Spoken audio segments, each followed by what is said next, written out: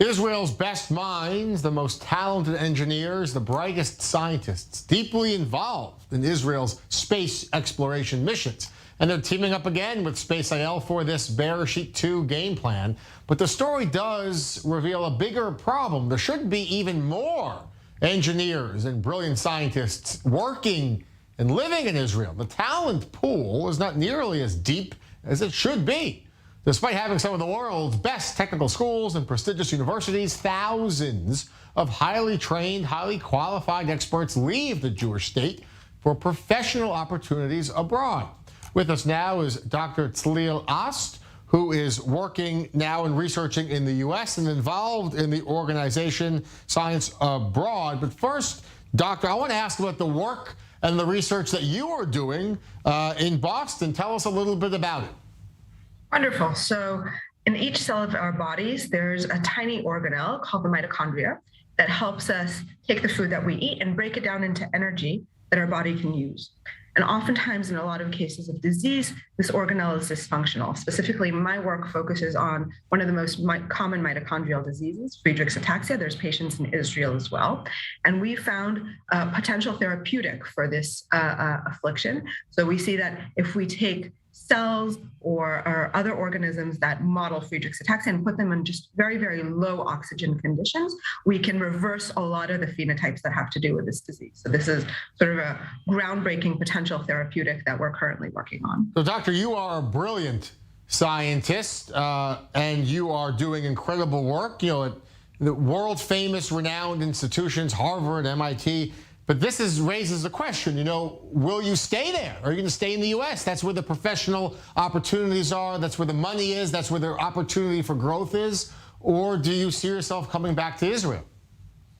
Great question. So I definitely understand the draw of staying in the U.S. with all of the opportunities that are here, but my intention has always been to come back to Israel and establish my own independent lab there. And I think really through the efforts of partnering up with Science Abroad, this organization that one of its key features is to bring back Israeli scientists.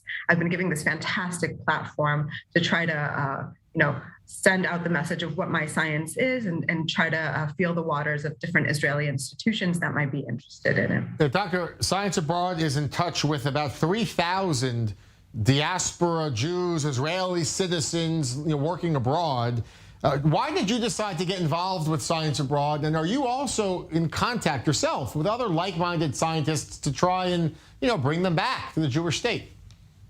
Right. So Science Abroad is this fantastic organization that brings together, I think, over 4,000 scientists now in the diaspora. And the real important thing here is that it enables them to network with other Israeli scientists. And I think once you do that, there's an ingrained sort of affiliation that Israeli scientists find in others, where we have this shared sense of curiosity and this on the other hand, people are not afraid to ask the hard questions and challenge you to look at things from a different perspective. And so just connecting Israeli scientists with other Israeli scientists oftentimes is what just reminds them of how fun it is to do science back in Israel.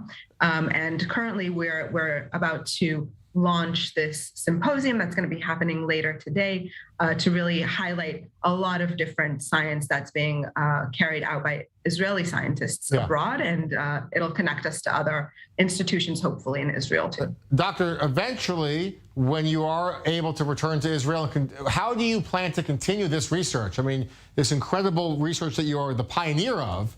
How do you continue to grow that in Israel? Is there lab space? Do you have qualified assistants here? Is there grant money to be had? I mean, how can you continue it in Israel?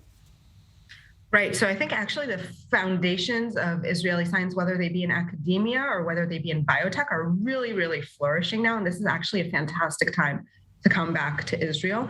There's a fantastic lab space, state-of-the-art infrastructure, amazing people who have been really highly trained to do various different types of sciences. And so I don't think that Israel falls short in any sense of the infrastructure that it can offer to its scientists, especially now when there's this really revitalization of a lot of Israeli scientists and a real flourishing.